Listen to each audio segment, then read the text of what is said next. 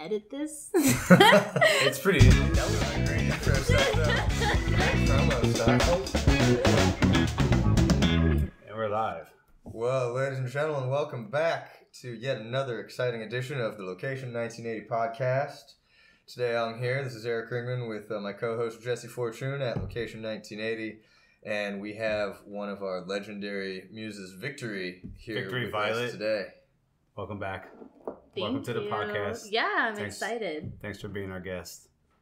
Have you ever been on a podcast before? This is my second podcast. What was the first one? The first one was a podcast focused on promoting polyamorous owned businesses. Okay. We are definitely going to need a link to that. Probably. This is my only other interest that parallels art. So you've been modeling with us here many times, but of course you've been in the performance art scene of many kinds for a lot longer than just that, right? Yeah, I've been dancing since I could stand, probably. I remember I was on the soccer team and we had those like pointed cleats and I was like doing pirouettes on the soccer field in the cleats and tearing it up and everyone was getting mad at me. So I've been dancing like pretty much my whole life. So as a performer, you started dancing as soon as you could walk? Yeah, my mom was like, put her in classes, get her out of the house. What's some of your earliest memories? I can't think back to maybe when I was like 4 or something. I don't know. I remember dancing like in the grocery store and coming up with choreography in the grocery store and thinking I was in High School Musical. Yes. And then I remember being in this like tap dance bunny outfit, like little thing, and I was like had a little mini solo moment. And that's when I was like hooked. How old do you think you were? Probably like 7 or 8. Nice. And were you doing anything else as far as like normal little kid stuff? But like, did you have brothers and sisters that I was the oldest of 3 siblings, but I was the one that mostly did the activities.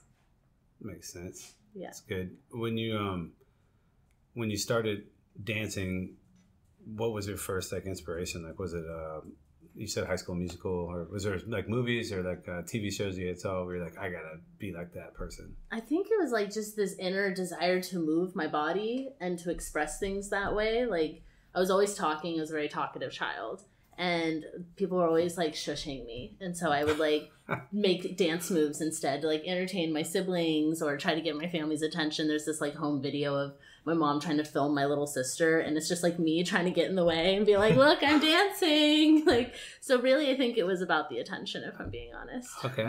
So no real favorites back then, or was there a point in time like later on when you're in maybe middle school or high school where you started like looking at different videos? Or I think dancing just always came out of me really naturally, and like all the sparkly costumes and everything sounded really fun and appealing to me. But when I got into fire, that's when other people really started inspiring me and showing me like how to take it to the next level of my craft. And that wasn't when you're 7?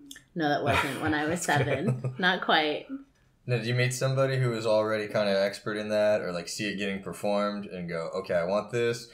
Or did you try it out on your own somehow and eventually land in a community of flame performers? Let's explain to our audience what the flow vibe's all about. Yeah. Victori, can you take that for us? Yeah, so there's a fraction of dance that kind of like overlaps with the clowning community and the martial arts community called flow arts.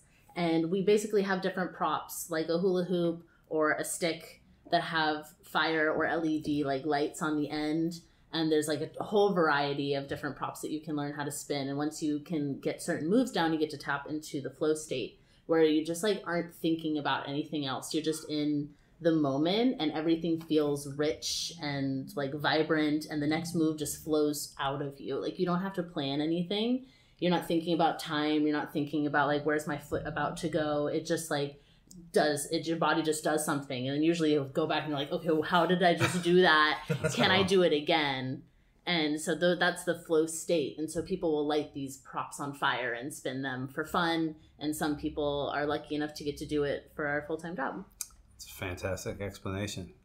Now back to where you were going with how she got introduced to that. I'm in my own flow state now. I'm so involved by this concept, I want to do it.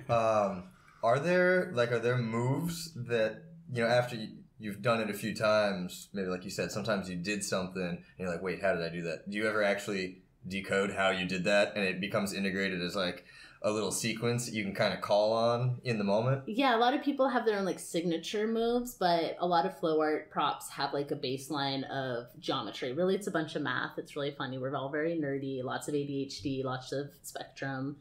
People are drawn to this because it's all these grids, and we're like, okay, now this one points to that grid, and this one points to that grid, and now it goes to this grid, and then you get to turn around and do the grid behind you. So there's all these props and movements that you can do that other people can also learn how to do. So then you can choreograph routines and do it together. But once you have those down, your brain starts looking for more. It's kind of addicting. It's like, well, what if I do that thing but behind my head? And then I like turn the fire out and I put it back on. And so it really just like gives you this, you call on the element of fire once you start playing with it. It starts to spark you up. And that's so really neat. Your muscles can create new things, or they can have muscle memory and do things that you're used to. Kind of just depends on the day. What party were you at when you're like, because I think that's how we met when you were performing here. But where were you at when you were like, I need to do that, or can I try? Did you like literally just raise your hand like, I'm next? I was at a party. It was a group called Moon Kindred, which is based here in Orange County, and there was like a drum circle at a recording studio somewhere. And outside, I saw someone spinning these ginormous fire poi. It was pineapple flow. And he was spinning them, and I hadn't met him yet, but I was like, hey, can I dance with you, like, in there with the fire? Because we do that in ecstatic dance, but not on fire. Obviously, we dance with each other in contact improv.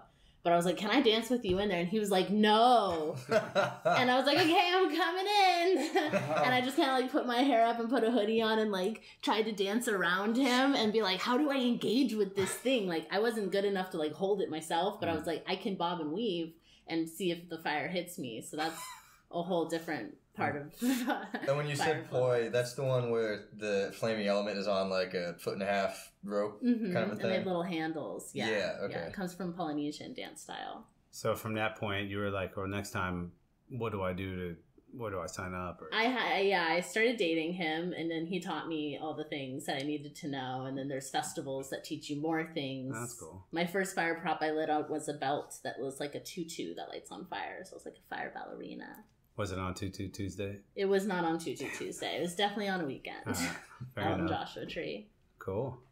When you progressed from like recitals when you were a kid and stuff like that, when did you start getting serious? Like when you switched over to like getting paid or being professional or semi-pro? Or I grew up in Texas, and I never thought that I would be living in California performing on stages in Hollywood for a living. Like where in Texas? Austin, luckily. So the culture there was cool enough, but I moved here when I was 18 and just like worked kind of whatever job I could find until I started doing dance and seeing other people like, you know, Grace Good and Tiana Powell and Madison Orange like making full-time livings out of performing on stages. And I was like, well, I'm not that far from LA.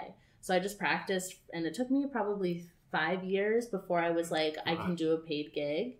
Like, it takes a long time. Some people already do performance work, and then they're like, oh, I'm just going to light on fire for performance work. But if you start in the fire world, most people take like multiple years to feel confident. You have to have insurance. And so the fire specifically flow was that was your first like paid gig as a full-time dancer or part-time dancer? Yeah, fire before any other kind of dance. Oh, wow. Okay. Yeah. I didn't know that. I thought maybe you do more safe dances first. Yeah, and then graduated into that. I like it. I like that. Yeah, start on fire. Dove in, yeah. Start on fire and go from there. Turn it off, like you said. Yeah. How do you turn that fire off? Science. Okay. You remove the oxygen. I like it. I feel like that's not the hard part. It's the turning it back on mid-performance that sounds challenging, at least Also to me science? over here. Also science. Very good. Yeah. Points for science. Thank you. Well, we just had Trollinger on, so we're smarter for it. Yeah, back to back. Scientific action here. That's great. So, you do also do sign language, and you've performed sign language, and what would they call that specifically? Like when you're the interpreter for someone's on stage, like a live band or a DJ? It's a subsection of interpreting, the interpreting field called performance interpreting. And most interpreters are like not really down to get on stage. They like have a lot of stage fright. They don't want people to see them. They're like, no, I'm just here to communicate what the deaf people need. I don't want everyone to look at me. But being a natural attention seeker and on stages my whole life. Once I started doing fire, I got the confidence that I needed to move into doing interpreting work on stages too. How far back does that go? When did you learn to sign? I started when I was 14. There was actually a boy I was like a special education assistant teacher as my like elective, and he taught me two things. He taught me how to juggle, and he taught me my first signs. And I joke, but I'm serious, that this kid shaped my entire personality. He taught me circus arts and sign language, which are now what I do for a living. So shout out to Jeffrey for making an impact on me. Jeffrey. Yeah.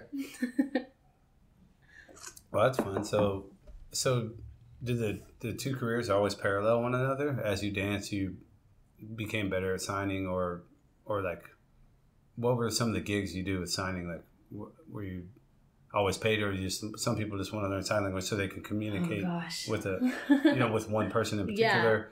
Yeah. So once you had that gift or that skill set, where did you apply it? Mostly, so I went to school here in San Diego for interpreting, and I was kind of like the hippie outcast student, and so no way. Right, who would have guessed it? My teachers didn't like me, but I was really good.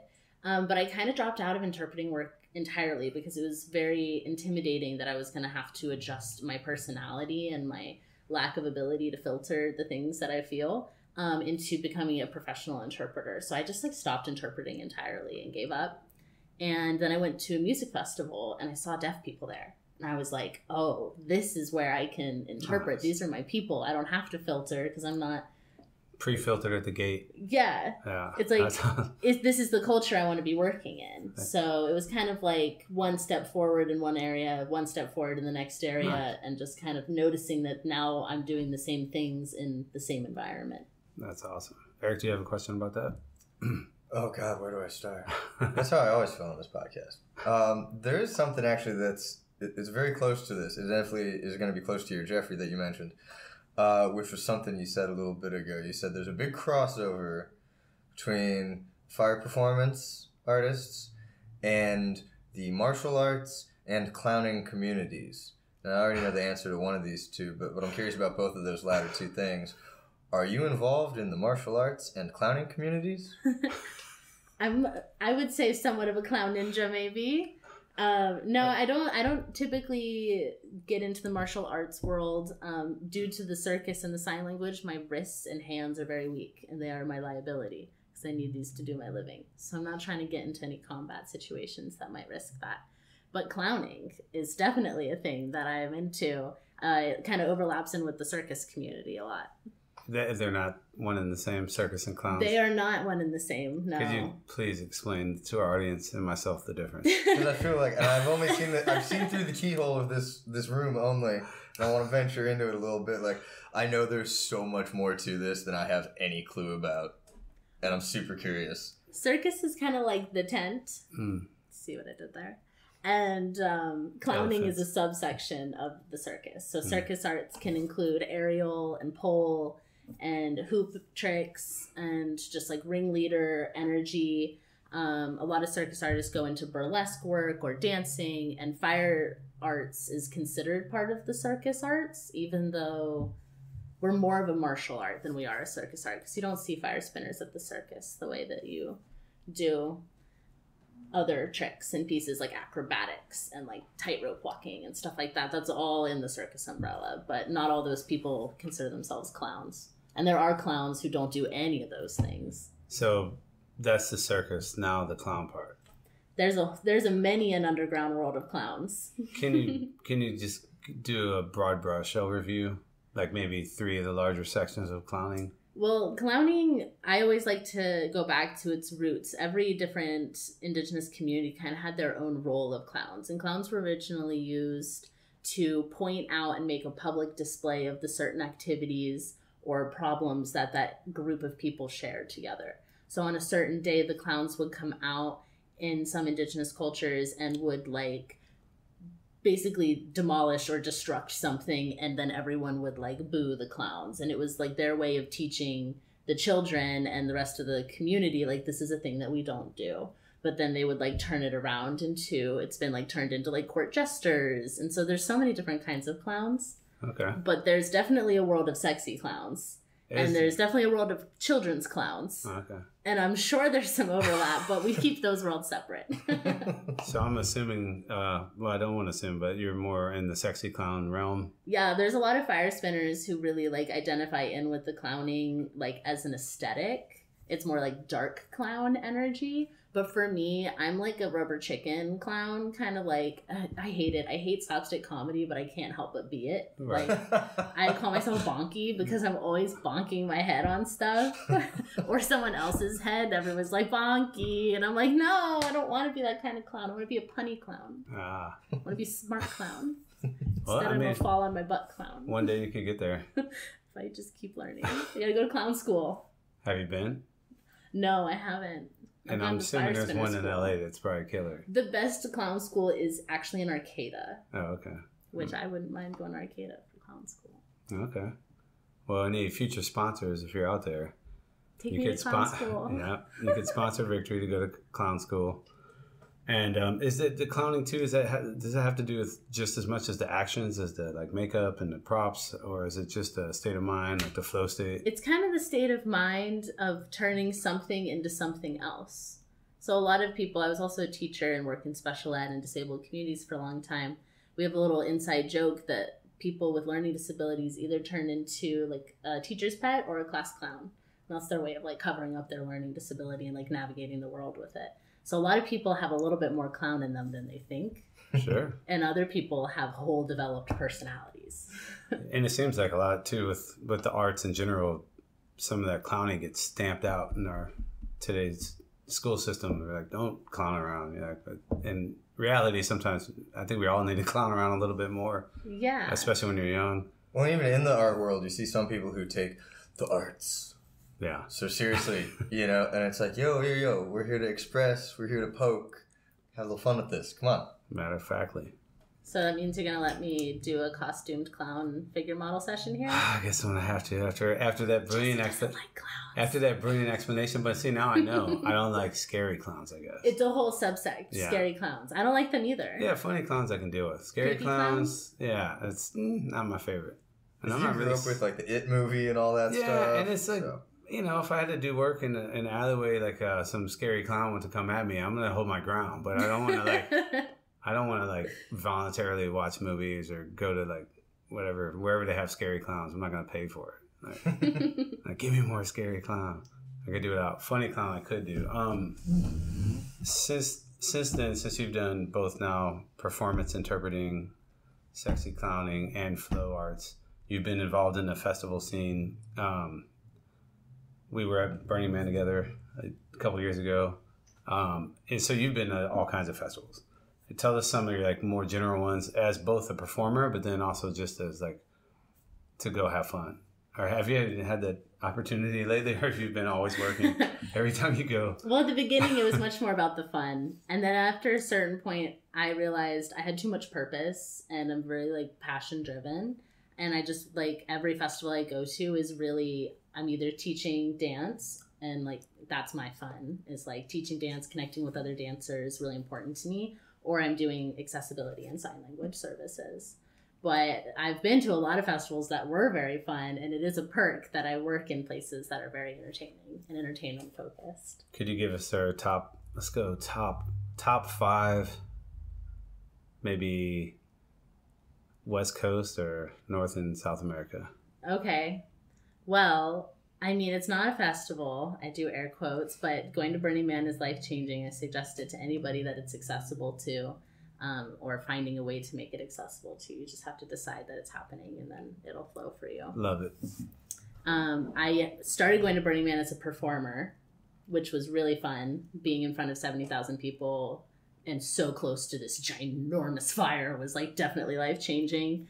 And then I started finding my little deaf festival family, and there's like 5 different deaf camps that are run by all deaf people at Burning Man. So then I started being an interpreter and camping with the deaf camps and bouncing from one to the other and offering my services. So that was now that's what Burning Man is to me. I go out there so that I can connect with these people in the dust and interpret these totally ridiculous workshops and experiences for people who, you know, you don't want your doctor interpreter at your kink Burning Man workshop, you know, sure.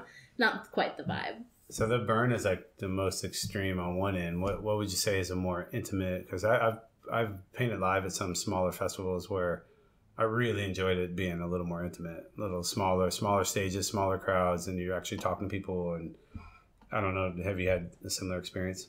Yeah, I love like Lucidity Festival in Santa Barbara has my heart. It's a bit smaller scale. It's a 3-day camping festival. It's not a whole week in the desert. It's like in Santa Barbara, which is just beautiful. It feels like, you know, the Shire or something, and has a much smaller energy, family run kind of vibe. And I've been with them for 8 years as their ASL access coordinator, and we have like 50 deaf people come out. We've got deaf interpreters doing EDM on stage, and it's a really, really touching experience, but it takes a lot of work. And the festival industry does not pay. Well, it gives you money, but it's not paying you. Yeah, I get it. It's like make the thing happen, but you're pretty much donating your energy because the festival world has impacted you in such a way that it feels good to give back, and we see what that culture and industry needs in order to move forward.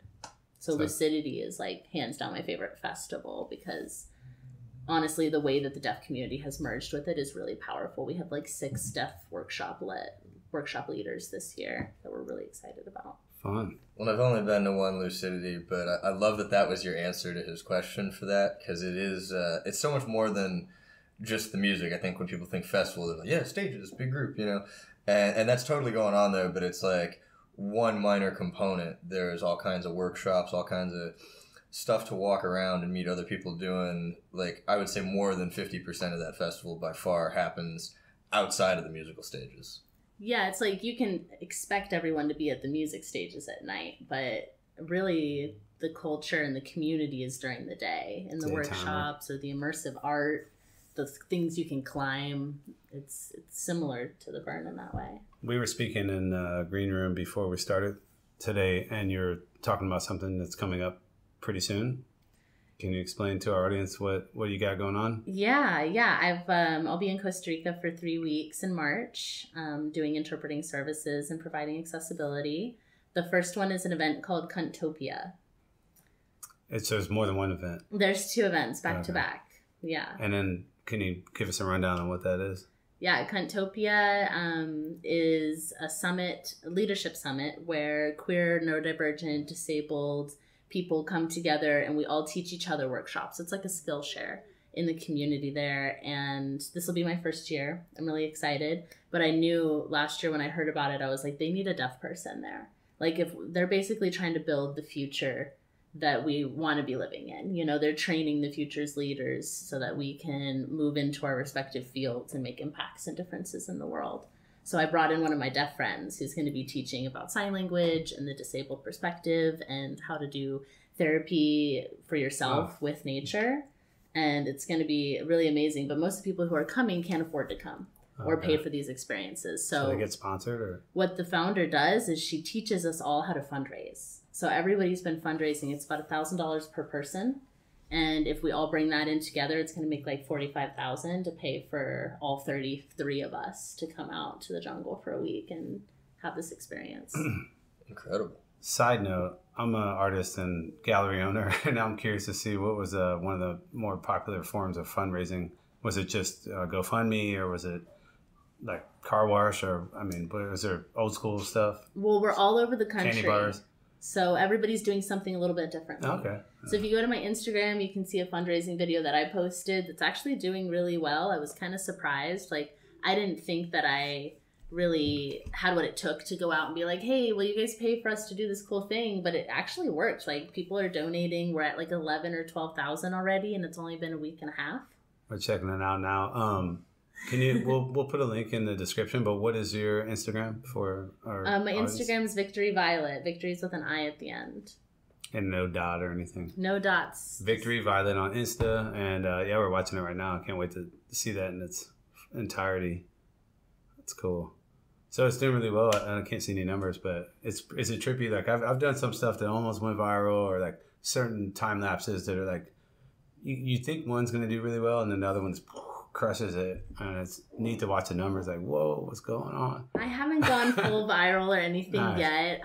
It's really easy for sign language interpreters to go viral, but it's kind of frowned upon by the deaf community because it's like making it about ourselves rather than the reason we're there is so that they can know what's going on. I get you. So we try to keep our videos off the internet, but last year I had 2 performances that kind of made me like a micro celebrity in the festival world. I think we did 8 festivals last year, and at every single one, multiple people came up and were like, "You're the interpreter from Rising Appalachia at Envision," or "You were the interpreter for my glove at Lucidity." And that was like a, whoa, this is weird kind of experience. That's cool. You're doing a good job then. Well, and it's generating awareness of the importance of your role there, or of anyone who's going to fill that role. So, I mean, I think that's a great thing.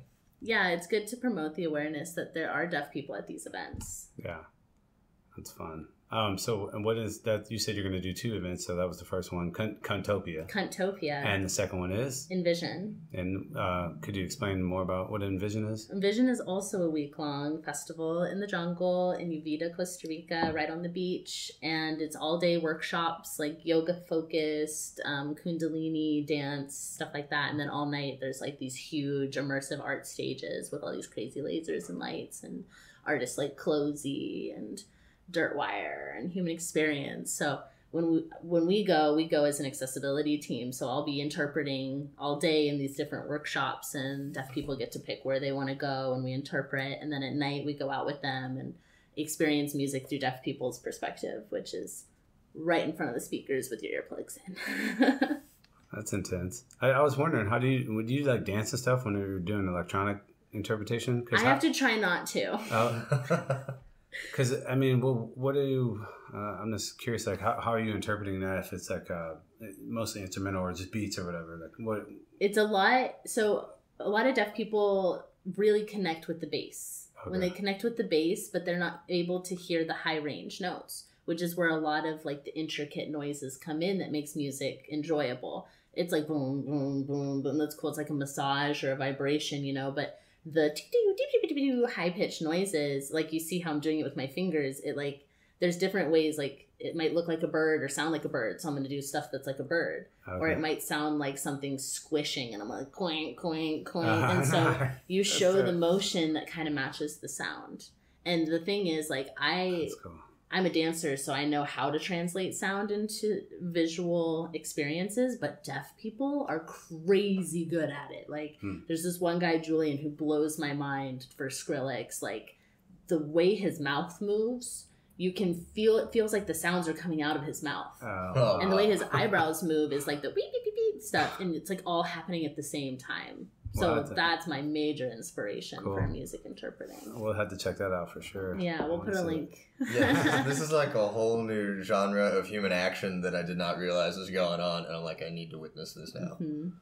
Yeah, it's a good way too, especially it's a well-rounded experience then at that point. Because I've seen some times when you guys are working, and I'm actually curious to see. It's like especially with a DJ, because there might be a light show or a background or whatever, but you could, I mean, even heard some DJs say this, they prefer if everybody turned around and just listened to the music. And that's what I kind of, if there is someone interpreting, I would gravitate towards that, because it seems like it's more of the experience without just looking at a DJ, you know, whereas like you're actually trying to, I don't know, it's much more expressive. Yes. That's cool. It's kind of where we got the company name. What? For Expressive Entertainers. Okay. Which you are the founder? Yes. Yeah, that's my LLC. Have you mentioned that yet? That I don't think you're so. An entrepreneur? Yeah. So tell us about the blanket of Expressive Entertainers.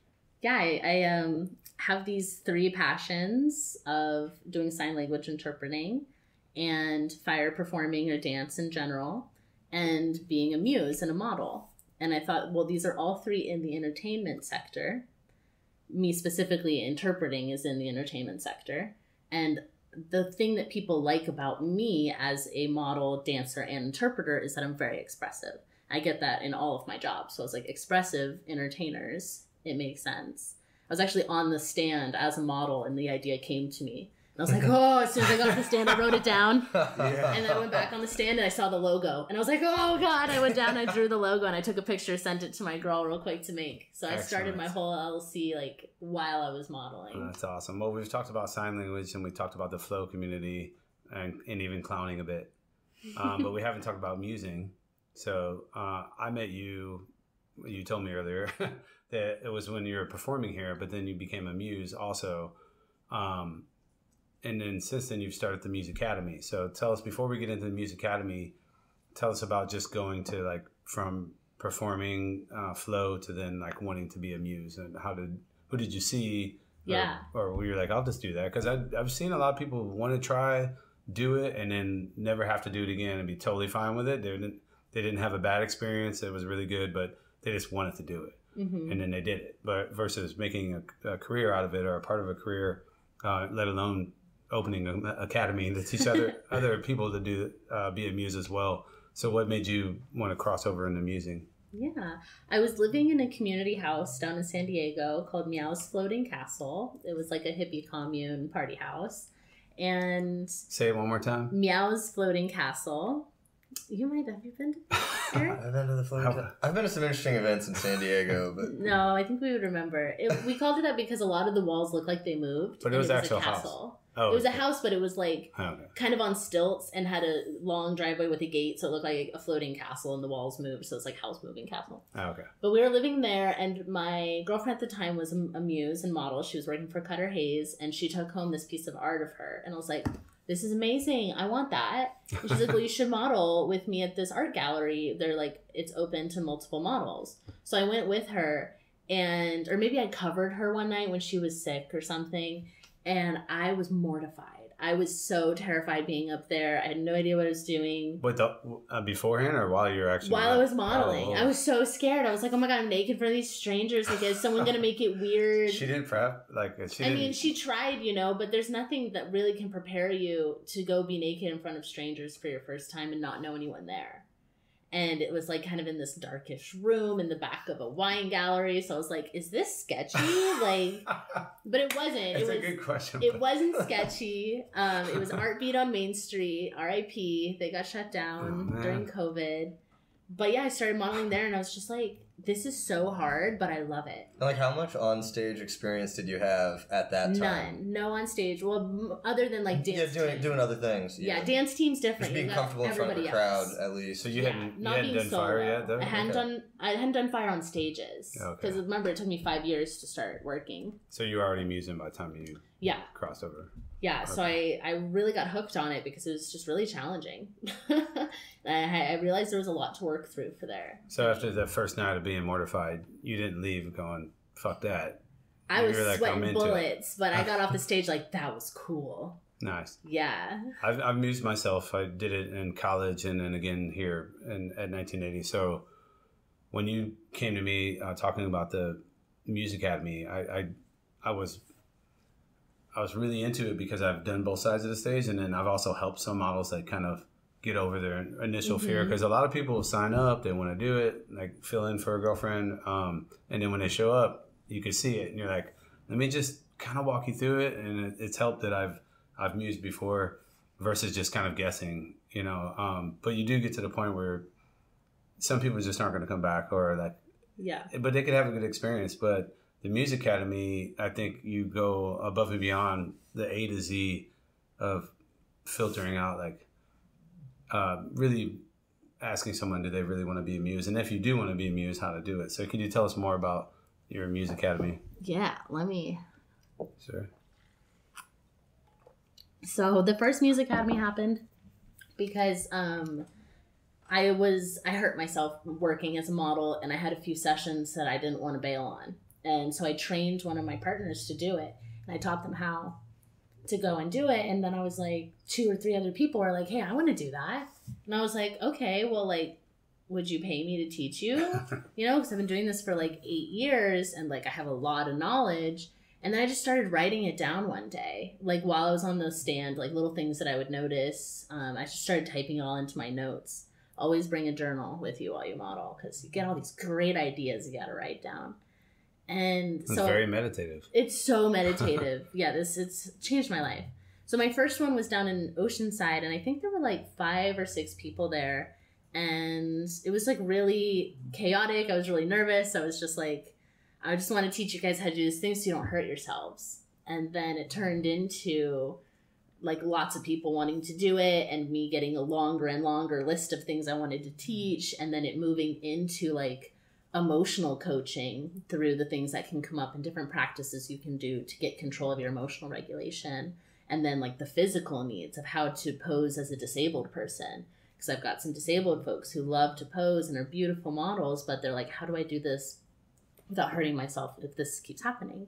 So it just keeps growing and growing, and we're really excited to take it virtual and also take it on tour. We've had requests to take it to Austin in April through Factory on 5th, and then in DC through one of the art galleries there that I was working with. So I'm hoping it can just like help people who want to get into the arts or maybe need a more flexible schedule and are creatives and don't know how to use their creative energy and skills to make money. Like, this is a very viable career for a lot of people. And I would add to that, having conducted 13 years of figure drawing sessions myself and being a muse, is that it speaks to the lack of any real formal way to become a muse. I've been to community colleges, art institutes, and a lot of times the muses are just someone who, it's their side hustle. They're good at it, but sometimes you can see who the true professionals are. But every time you ask them, how'd you become a muse? It's going to be, you ask 100 people, it's going to be 100 different stories. Versus, it's like, I play disc golf a lot. And in disc golf, it's an athletic sport where it's like activity, but it's a sport. But because it's so new and there's not been any real formal training, you can't go to college. Well, you can now go to college for disc golf, but there's all these different ways to like learn, but nobody really, a lot of them could be right, but there's no one thing you just go to, like Disc Golf Academy or Muse Academy. So it's neat to see, but it's the same thing. It's like all these people that maybe want to do it, or some people don't even know, but just by you doing it, it's like kind of flipping some switches in people's heads. Like, I didn't know, what's this Muse Academy? Because we've done it here. And people, it's been great. Now we have muses that you've started careers. And it's just really awesome. So thanks for bringing Muse Academy to us. Mm-hmm. And thanks for doing it. I'm glad you're bringing it on the road, because I can see how a lot, like you said, with the fundraising being different in different communities. I'm sure your guests at the Muse Academy or your students will be so much different from state to state or country to country, hopefully, right? It's always different why people want to be a muse, too. There's so many different reasons. And, like, definitely some people get, like, hooked into it. And some people just want to do it that one time in a safe container and know that it's safe. And then they're like, cool, I got a piece of art of me, and I'm done. Yeah, that's a wrap. That could be cool, too. Have you ever mused, Eric? Only once. I was actually thinking about this the last couple minutes as this conversation was developed. Only once, and I'd love to more, and we can talk about that later, but well, if you want to muse here, you have to go through the Muse Academy. Oh, hey, right? Oh, push me. Okay, twist my arm. But I realized I think I'm the only person in the whole room right now that hasn't modeled here at 1980. Yeah. Oh yeah, because our technical assistants both have been through the Muse Academy. I feel a little like the odd man out all of a sudden. So it changes on the wall. Get naked on stage. Just throw yourself into it. See, that's the thing. This doesn't have a hard sales pitch. It's like okay, let's go. Well, I won't mention names, but one of the most boldest moves I've ever seen was like a microwave version of the Muse Academy. It was one of the artists here. It was a female, and Muse didn't show up, and we had a whole room full of people. And if you're conducting a workshop and the Muse doesn't show up, no call, no show, that's like a death nail. And I've actually mused here on specifically because the male model didn't show up, and I didn't want to let everybody be disappointed. And I was like, well, I'm a male, I can model, I'm doing it. And I'm like, I'm not also going to lose out on this because everybody already has their stuff out. And so I did that before, but the time I'm referring to is when, same scenario, but it's supposed to be a female muse, so the male musing wasn't possible. And she was one of the artists, and she was like, I'll do it. And I was like, are you serious? And she was like, yeah. And she went to the bathroom, and she came out, and she just went right on the stage. Like, she just went some kind of, almost like in the movie Over the Top when Stallone turns his hat around before he arm wrestles. Yeah. She just changed faces and she went from artist to Muse, and just like that. And she was great. She was fantastic. So it was just really cool. But it was like the microburst version of the Muse Academy. A lot of people can just get up there and do it their first time, and you know they're okay. Some people get up there their first time and just like be shaking or a little stiff. Choose a pose that they think is good, and it hurts really bad, and then you're struggling in it, and it's really obvious. So it can be hit or miss. So I encourage people, if you feel like you want to try to Muse and you have an opportunity right in front of you, like go for it. And if you want to get a little bit of extra help, I also do one-on-ones. So you don't have to do the whole academy. You can like sit in on a one-on-one with me and ask questions and stuff too. Nice. Are we, when is the next Muse Academy? I was hoping you wouldn't ask that. I'll tease it because I know we don't have it on the books, but I mean here anyway. But yeah. I'm sure you have somewhere else planned. Well, when I get back from Costa Rica, my mindset will be a little bit more like, okay, what's happening here? But right now, everything's geared towards those two events. If you get a dull moment, you can always do an impromptu Muse Academy at the festival. Oh, maybe. I don't know. I think I might host one at my new house. It's got like a whole art gallery built in. So cool. Do you have any art you've been waiting to put up for, like, sometimes when you move? You just moved, right? Yes. So, I have so much art that artists have gifted to me that I need to frame. I just framed one of Terrell's pieces, and I'm really excited to put it up in the art gallery. I have a piece that he did with all of the muses from the Muse Academy on one sheet. So it's like all of us are on there. Super and cool. That was really, really sweet. Was that in his name phase where he was writing like... No, he just put all of us on there, and we're each a different color. So you can see like there's 2 of Bree and green, and 2 of Tara and yellow, and 2 of me in purple, obviously. The montage. Yeah, it's like a montage of all of us. I'm really excited about that. That's great. That's cool. Well, I don't have any pieces from you yet, though. You do not. We need to fix that. Sure. I mean, you've seen a lot of my work. Would you like a landscape or a figurative piece? Oh, for me? Oh, okay. Okay. Yeah, maybe well, I mean, Dietrich tonight. You never know. It could be happening. I'm inspired. I mean, this is the first time that I've ever done. We haven't recorded an episode and then immediately went into a figure drawing workshop.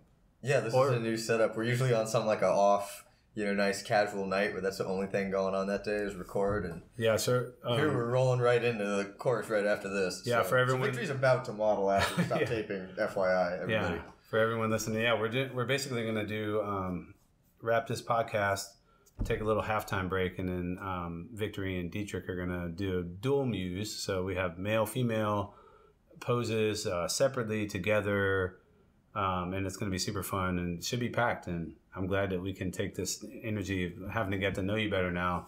And then now when you pose, it's going to be much more gravity. You'll see the clowning built into the poses. Then it'll make more sense now. Now I can lean into it and I won't be so scared. I can almost remember some of the scenes from when you were posing for us, like Halloween 2 years ago or something. I did bring some clowny out. I'm recalling the clowny energy come in. Was that with the Yoni? Big axe? Was that Yoni was here? I think Yoni was here. Yeah, that's when we did the last dual pose here. Nice. I love that we do this once a year. So, let's talk a little bit about that tonight. Do you guys have anything that you planned, or I mean, you've done a lot of? We've got a whole set we built. Okay, sweet. We left some room for flexibility, just because when you're in the pose, you're like, oh, I know what we should do next.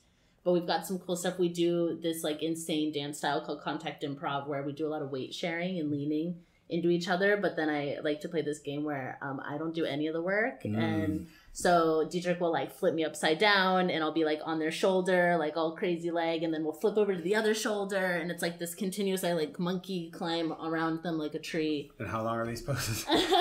So we're trying to bring that energy into the poses. All right. We did it at Muse Monday, which is my life drawing in Encinitas a month ago, and we learned the hard way which poses we're not going to do. Yeah. And we did find some poses that are going to be really cool. So we'll do some cool 2 minutes. When you find a pose that you know you're not going to do, did you pull through it, or you're like, all right, forget this, I'm over it? There was one where I was like, oh, okay, ow. And we were both like, whew. But it was 2 minutes, you can usually get through it. And then there was another one that we pinched a nerve on my hip like immediately. And I just was like, nope, we're not doing that. Sorry, guys. Elbow to the hip. Like, I get it. So do you have anything else coming up, Victory, you'd like to share with us? Oof. So many things that I could think of. If you like to go to festivals, let me know. I got a lot of festivals that we're doing. What are some other highlights coming up in your year? It's 2024. You just talked extensively about the Cantopia and what else in Costa Rica? Cantopia and then Envision in Costa Rica. And then we come back and there's potentially I'm doing the Texas Eclipse Festival is going to be a humongous production. So we'll see. I don't know if I want to be anywhere near that or if I want to be all up in it. Haven't decided yet. All right. And then Lucidity Festival in Santa Barbara is always a favorite. And these are all in the spring leading up to LIB, I guess. Yep. And then also we'll be at LIB in May, at the Burn in August, but hoping to sprinkle in some music academies in there and hopefully also get it virtual so you guys can do this online. Not have to wait for me to teach in person. Although in That's person... great. We get to take home art that people have made of us, so that's really cool. Yeah, and have you, when you do the Music Academy elsewhere, have other people donate art as well? Not like how we do it here. Tradition? Yeah, I'm gonna steal Terrell though. Yeah. For the next one. Yeah, you could borrow them. That's fine. And for you guys that don't know, what we're referring to is it's been a tradition outside of Music Academy as well. Here at 1980, we've been doing these workshops. I think the longevity has a lot to do with it. But some of the artists have been here since the very beginning. So 13, almost 14 years of every Wednesday workshops with some of the muses and some brand new muses and some muses we haven't even begun to meet yet. But when you crank out the work at a really high clip, sometimes it just stacks up, and figurative work can be hard to sell. But if you gift it to a muse, they're more than delighted to take it home and add it to their collection. So we've made it a tradition. I'd say there's at least 25, 30 artists here that I've seen give original artworks to muses over the years. It took me years to get my first piece of art. But did you ask the whole time? No, I wasn't asking. It felt rude. This is why we have the Music Academy, to teach you when you can ask. That's great. Well, if you ever muse here too, just all you got to do is ask. Well, I feel like that's kind of a new threshold to break through, right? The first time, when you're not asking, and the first time that someone thinks the work that they did is so good that they're like, I'm gonna give it to you. Like, I imagine that's gotta be rewarding on the getting end. It definitely is. More often I'm like, wow, this is amazing. Like, can I have it? And they're like, oh, no, you don't want this. This isn't good. And I'm like, but I just asked for it. I do actually want it. And their self-value of their art is a little too low to feel like they want to send it home with someone. Well, it's a lesson for all models. Ask for more muse drawings. I also tell people, I accept tips and art. There you go. So just open it up. That's good to know. Like it. We'll put that on the do's and don'ts list. Do give your muse artwork. Yep. I like it. I do have one more event too that I want to plug. On February 18th, we're doing our first life drawing at Trilogy Sanctuary, which is this really like fancy, cool, schwanky, vegan rooftop lounge in La Jolla, which has a huge art scene. When is it? It's on February 18th, which is a Sunday, from 6:30 to 9:30 p.m. And the theme is Drawing Aphrodite. And I'm going to be mixing in a bunch of my passions. So there'll be like a DJ setting the vibe. So like matching the song to whatever pose I'm doing. Nice. Which will be a fun little game. And then I'm also going to be doing a live performance dance piece before I pose. That's cool. I might be down there actually. It'll be fun. Okay. You guys can carpool. I like it. That'd be fun. Well, with that, Eric, do you have any other questions for our guest tonight? Are you going to come draw with us? Absolutely. We'll have to post links to our drawings too. Yeah, that's true. Well, that's kind of we got some good content coming out for you to promote this episode tonight. This is unique. Yeah, that's a unique scenario. It is. It is. I like this. I like this integrating different parts of the whole 1980 machine all together. You've been to several events here. Maybe you can give us a plug, Victory. What all have you done here as far as cool stuff? Oh my gosh. And why do you keep coming back? So many cool things. I always am telling people about 1980, especially my muses. Even when they're in San Diego, I'm like, it's worth it to drive up there just to see the space. What you've done here is incredible. All the different rooms and spaces you can like, it's like a little festival. Like you can immersively walk through. If you ever did a festival here, that would be quite a feat to deal with parking. It feels like that. Yeah. But otherwise amazing. So I've done, my first event here, I think was a Burning Man fundraiser for the Lens Project, which 3 years later, then we went and camped together and built the art project together. Yes. So my first time here was as a fire performer.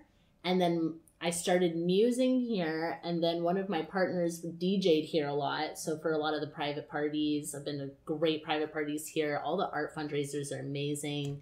The puff and paints, the Christmas annual sale is always a great place to get goodies. And seeing your, what is the word here? Is it neon? The neon art that you're making in collaboration with Meerkat. Like, the space here is built for collaboration, and it feels like community from the base up. So it just made sense when the Muse Academy was born. You were like, oh, you coined the name. You're like, it's an academy for muses. It's like, it is like puzzle pieces, how everything fits together here. Well, I definitely, thank you so much for that. And I definitely can't beat that as far as summing up what we do at 1980. And we're stoked to have you here as another part, as being our muse and now our guest, and helping us grow the podcast audience. Eric, do you get anything else? Yeah, absolutely. I mean, it's going to be an extended thank you, really, for obviously everything. But I mean, for today, too.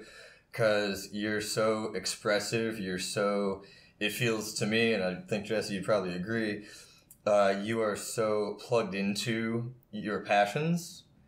And I'm somebody who struggles a lot with that. And this place, as we've talked about on other episodes, has helped me open that up.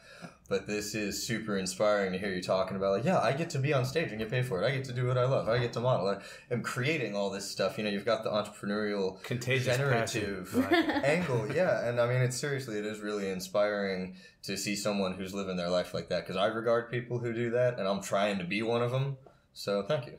Yeah, thanks, Victori Violet. She's our guest tonight. And with that, we're going to wrap Location 1980's Art Podcast. Thank you guys for listening and watching. You can follow us on YouTube and everywhere else you listen to your podcast. Thanks so much. We don't have any sponsors yet, but we're going to get them. So we're going to keep making our faux sponsor commercials. But right now, you can be to our tech assistants. Thank you, guys. Yeah, thanks so much, Jillian and David, behind the scene over there for making this happen. But thanks, and we're going to sign off. All right.